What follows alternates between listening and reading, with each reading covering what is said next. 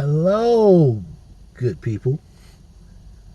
We are back again with another episode of the history of ancient Egypt. I am your host, Derek, and the presenter, our speaker,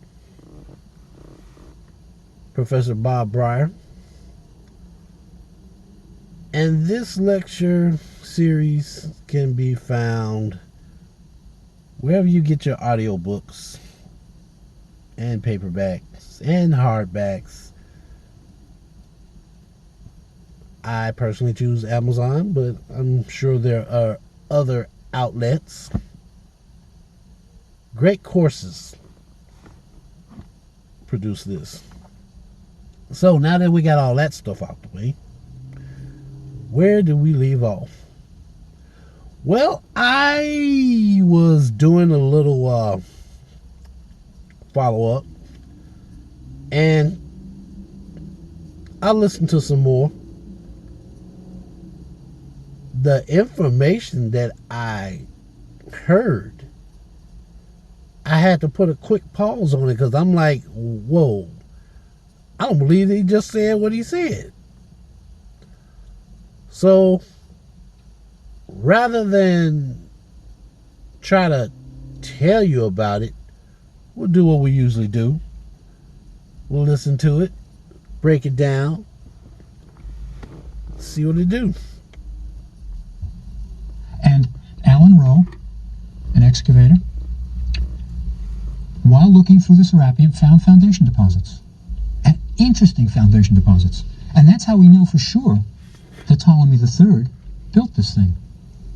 Because we have foundation deposits which were plaques. At the corners of the temple were found the pits. And in the pits were 10 plaques. 10. They were made of different material. 5 were glass. Now, glass was an important thing in Alexandria. They manufactured it. Alexandrian glass became famous, right? They made wonderful little inlays for furniture and things like that. And 5 of the plaques are glass. 1 is mud, clay. 1 is faience, a ceramic. 1 is bronze. 1 is silver. And 1 is gold, right? Virtually everything you'd build out of or the materials you would use.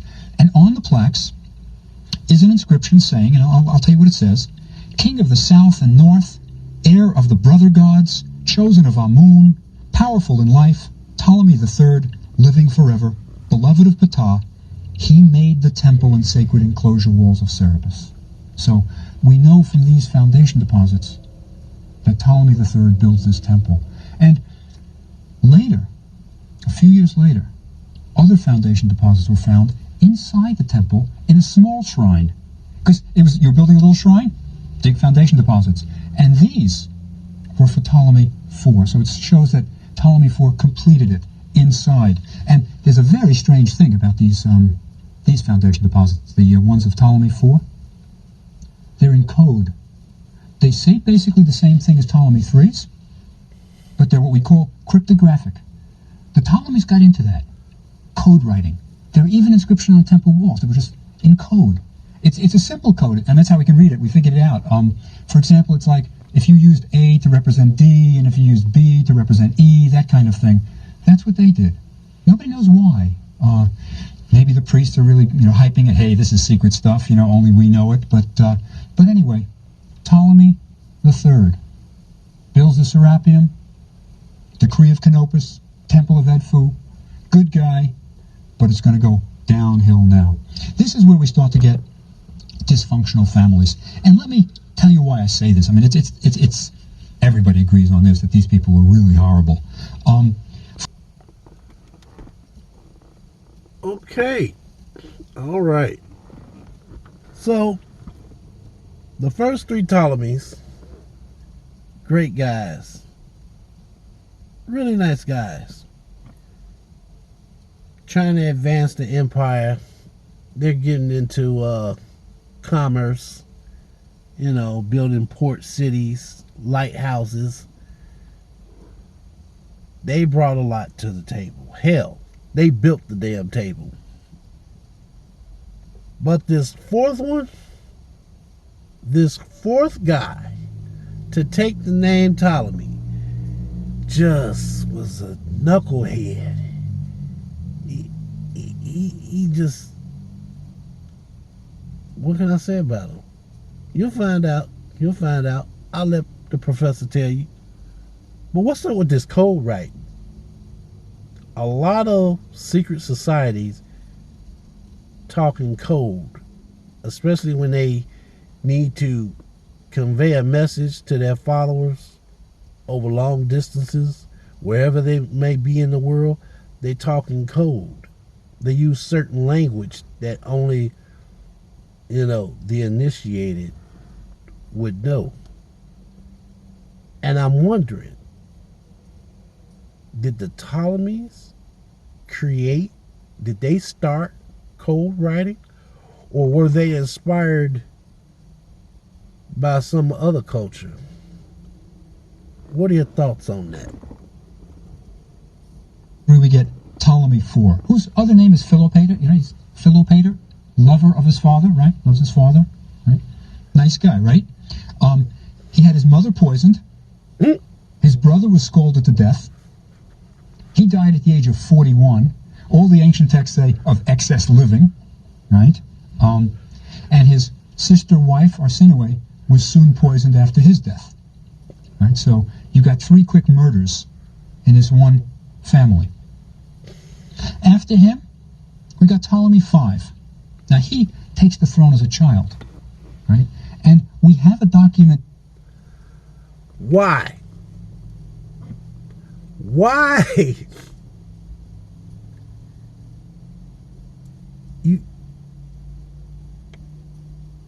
You kill your mother, your brother,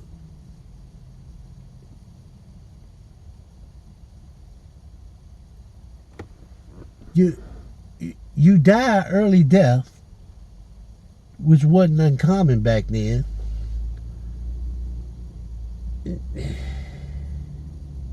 Like, what did they do to make a person? What do you have to do to make a person want to kill their mama?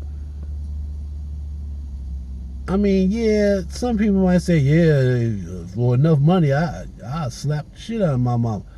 But we ain't talking about slapping your mama. We talking about killing her. And you boiled your brother. You had your brother boiled.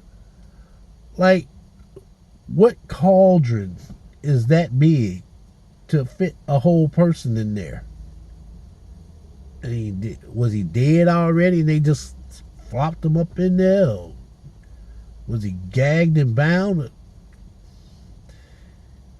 Interesting. Very interesting. So now we get to the part where we're going to see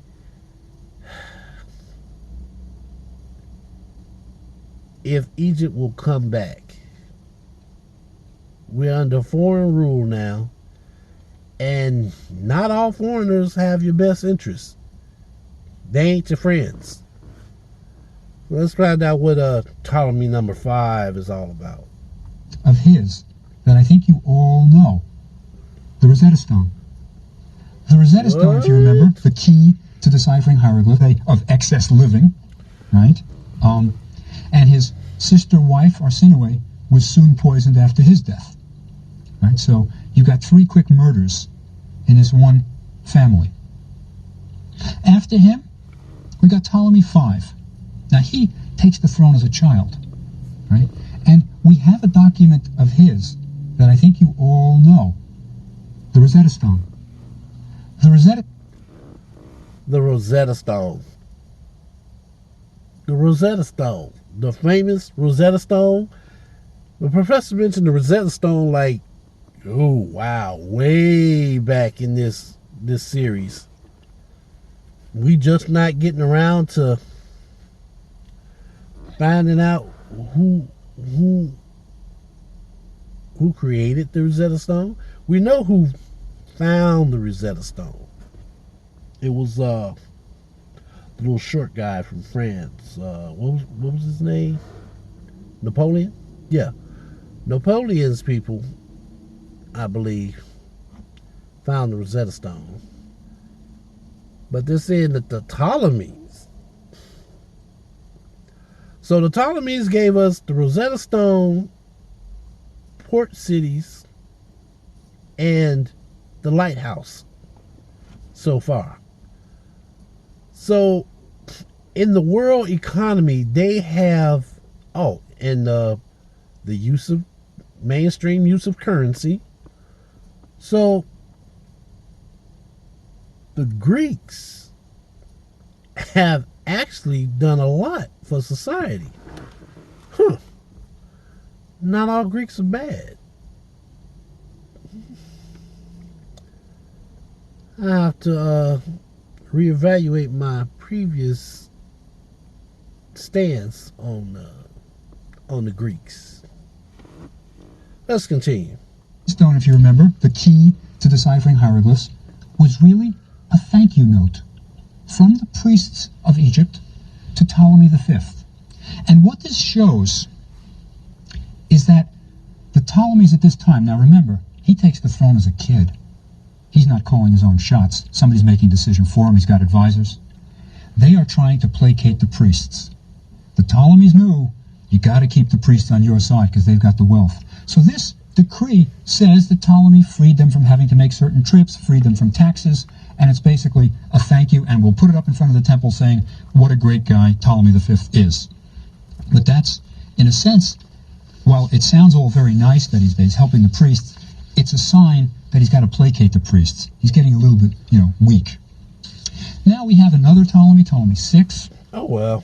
Fights a civil war with his brother. Right? Oh, wow. Followed by Ptolemy VII, who's murdered a year after becoming king. Oh, my God. And then we get Ptolemy VIII, who lasts a while. Right? Now, Ptolemy VIII has, in a sense, two wives. He marries the wife of Ptolemy VI and has a liaison with his niece. And they're both called Cleopatra, so it was really confusing for the people. What?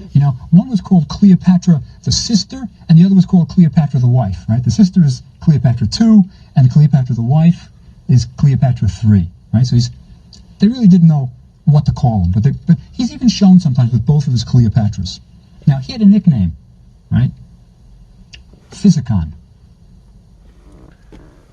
What in the world? A liaison?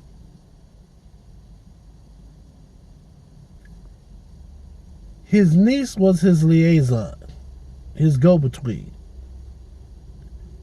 And then his wife had the same name as his niece. That, I mean, in modern culture, a lot of people name their sons after their fathers, or they'll take the name of the father and twist it so that it can fit a female. It's weird. I've heard some crazy female names. I'm like, that barely worked as a man's name, and they twisted it to fit a female. Wow. So his wife's name is Cleopatra. His niece is named Cleopatra. So at this point, is the niece the Cleopatra, or was this before the famous Queen Cleopatra? Well, technically, his wife was a queen, so I should say the famous or infamous Cleopatra. That's interesting. But it doesn't say if his wife or niece were Egyptian.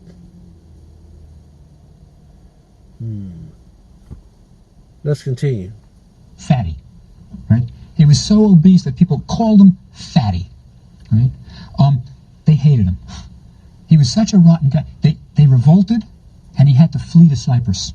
Wow. Right? And his wife, Cleopatra II, is ruling in his absence, and he got annoyed that his wife is ruling in his absence. He was forced to flee. And he has their child, Memphites, right, his son, his own son, dismembered, killed, dismembered, and sends the pieces of his son to his wife as a birthday present, right? Nice guy.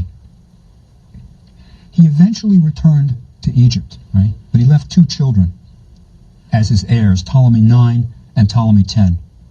He also begins building a temple, right? Strange temple, Komombo.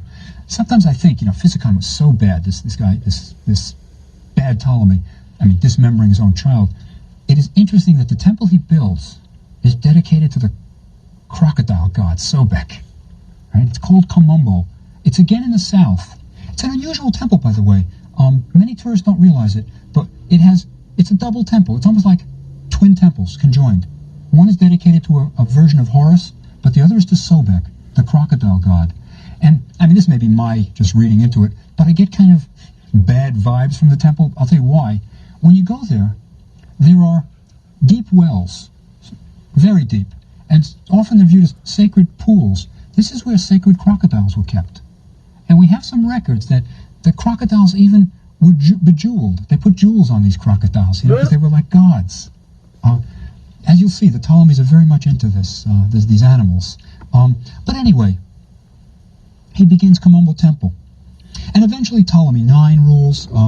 He starts the temple at Dendera, the Hathor Temple, a very important temple. So they're building temples, at least. He is accused of plotting to kill his own mother, and he flees to Cyprus. So then you get Ptolemy 10. And he was so obese, Ptolemy 10, that the historians tell us he couldn't walk on his own, that people had to lift him up and hold him up as he walked. Right? Another Ptolemy. Wow. Ptolemy 11? Well, it's a sad story.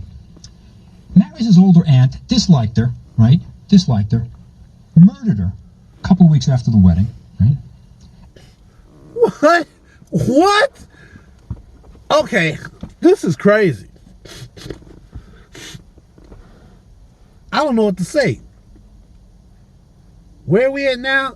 The 11th Ptolemy? After the... It starts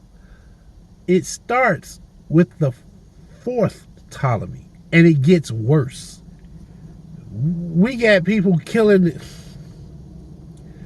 It's bad enough that you marrying your siblings and your first cousins. That still happens today in certain parts of the world.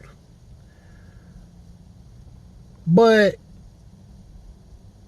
you taking till death do we part to a whole new level that I've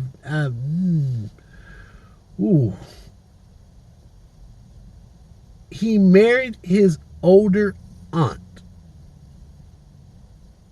to keep it all in the family.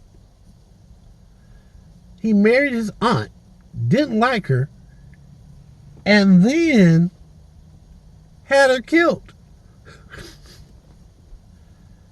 You can just banish her, my guy. Just banish her. Give her a little traveling change, a mule, send her on her way. But you had her killed. Wow. That's deep. I don't know how to feel about that. But that is definitely, as they say, that is one for the history books. That's crazy. And the people were so incensed that they lynched him, right, after 19 days. Right? Now, what happens is these Ptolemies have almost killed themselves off. They are murdering each other so much that at the end of this Ptolemy's reign, there's virtually no legitimate heir. There's a kind of power vacuum. But we'll see next time that the man who fills the power vacuum is going to be Cleopatra's father. We'll do that next time. Huh.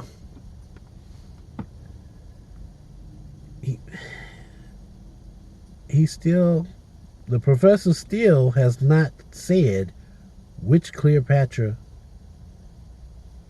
is the one of history. Like, I know that one of the Ptolemies had a niece named Cleopatra. His wife was named Cleopatra.